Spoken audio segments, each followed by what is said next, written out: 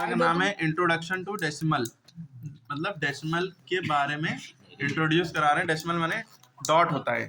अब जैसे मान लिए कोई नंबर लिखा हुआ है 5.2, तो ये डेसिमल कहलाता है। ये डॉट माने क्या होता है? डेसिमल। एक डॉट माने डेसिमल। तो इसके पहले वाला जो पार्ट होता है इसको हम कहते हैं, चाहे कुछ भी लिखा हो, इसे होल नंबर पार्ट कहेंगे या इंटीग्रल पार्ट कहेंगे? Whole number part. और पॉइंट के बाद वाला जो पार्ट होता है इसे हम डेसिमल पार्ट कहेंगे या फ्रैक्शनल पार्ट कहेंगे। क्या कहेंगे? Fractional part. ठीक है। और इसी को जैसे मान लिए कोई नंबर लिखा है 1 2/3 जैसे लिखा है, ठीक, इसमें भी ये वाला जो पार्ट है मिक्स फ्रैक्शन है ना, तो यह जो इंटीग्रल, इसे कहेंगे इंटीग्रल पार्ट यानी होल नंबर पार्ट। ठीक है। और ये जो है ये क्या है? Fractional part. ठीक है। तो पॉइंट के बाद जो नंबर होते हैं वो फ्रैक्शनल पार्ट कहलाते हैं, पॉइंट के पहले वाला नंबर इंटीग्रल पार्ट कहलाते हैं। ठीक है, या होल नंबर पार्ट। अब देखिए यहाँ है कि right both the fraction and decimal of the following shaded portion. इसमें देखिए जो कलर है समझ लीजिए शेडेड पोर्शन है। ठीक, तो इसको डेसिमल और फ्रैक्शनल पार्ट दोनों में करना है। अब इसका मतलब क्या होता है?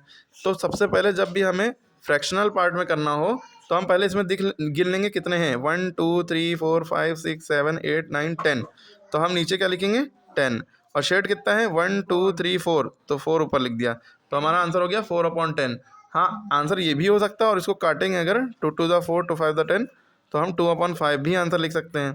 ठीक, वरना 4/10 भी लिख सकते हैं, दोनों आंसर सही हैं। उसके अलावा ये हो गया हमारा फ्रैक्शनल पार्ट।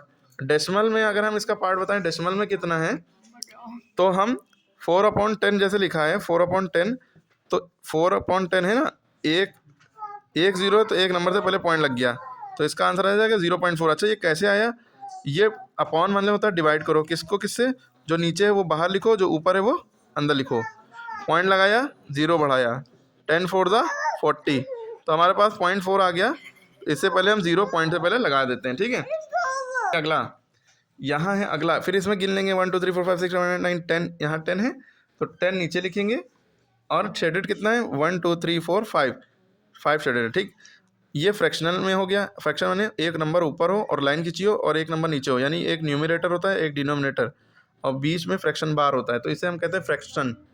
अब इसको डेसिमल में अगर करना है तो एक 0 है तो एक नंबर से पहले पॉइंट लग जाएगा, तो 5/10 लिखा है तो हम इसको लिख देंगे 0.5। कैसे होता है? ये डिवाइड कर लेते हैं, यानी 10 बाहर रहेगा 5 अंदर रहेगा।